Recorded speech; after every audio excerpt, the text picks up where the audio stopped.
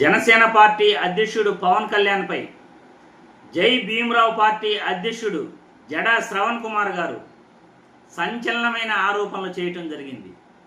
మామూలు ఆరోపణలు కాదిది.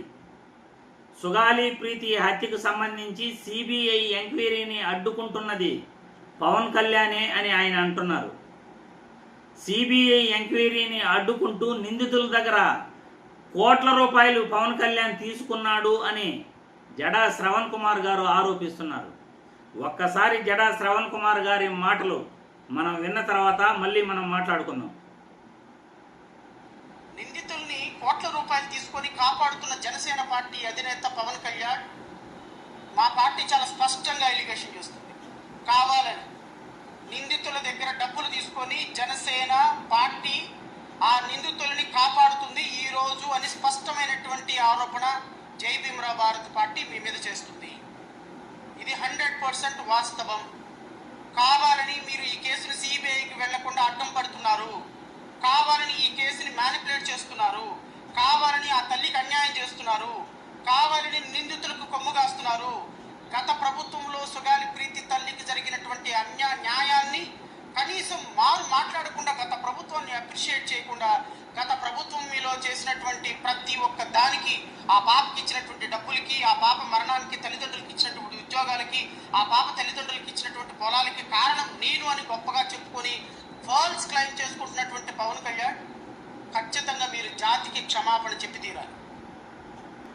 విన్నారుగా, జై భీమరావు పార్టీ అధ్యక్షుడు జడా శ్రవణ్ కుమార్ సంచలనమైన ఆరోపణలు పవన్ కళ్యాణ్పై చేయటం జరిగింది.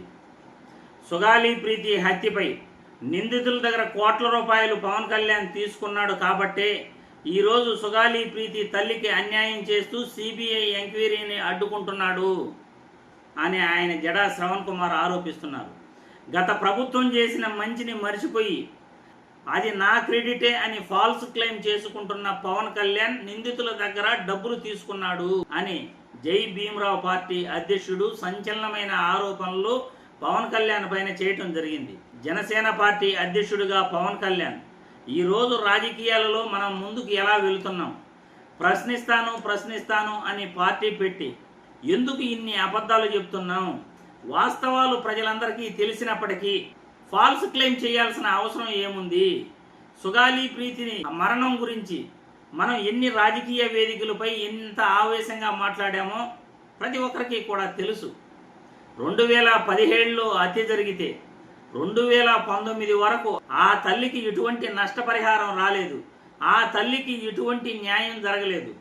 ఆ తల్లి ఏం కోరింది? మా బిడ్డ చనిపోవడానికి కారణమైన హంతకులను పట్టుకోండి, ఆ హంతకుల్ని న్యాయస్థానాల ముందు నిలబెట్టండి అని కోరింది. కానీ హంతకుల్ని ఇప్పుడు వరకు మీరు పట్టుకున్నారా?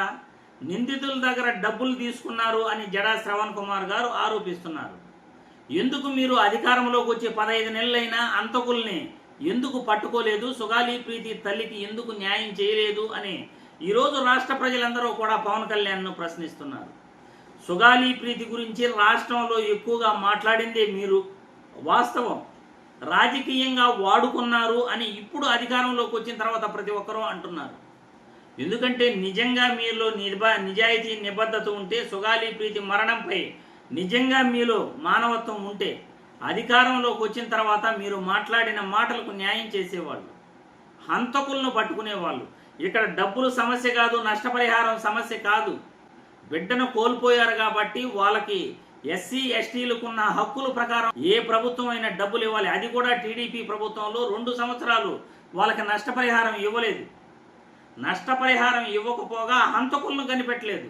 కొని మీరు అధికారంలోకి వచ్చారు, నష్టపరిహారం గత ప్రభుత్వంలో ఇచ్చారు, మీరు హంతకులనైనా కనిపెట్టచ్చుగా. హంతకులు ఎవరు అన్నది రాష్ట్ర ప్రజలందరికీ తెలుసు. సుగాలి ప్రీతి తల్లే చెప్తోంది ఎవరు హంతకులు అనేది. మరి హంతకులను కనిపెట్టి న్యాయస్థానాల ముందు నిలబెట్టడానికి మీకేంటి అభ్యంతరం? నిందితుల దగ్గర నిజంగా మీరు డబ్బులు తీసుకున్నారా? జడా శ్రవణ్ కుమార్ గారి మాటల్లో వాస్తవం ఉందా?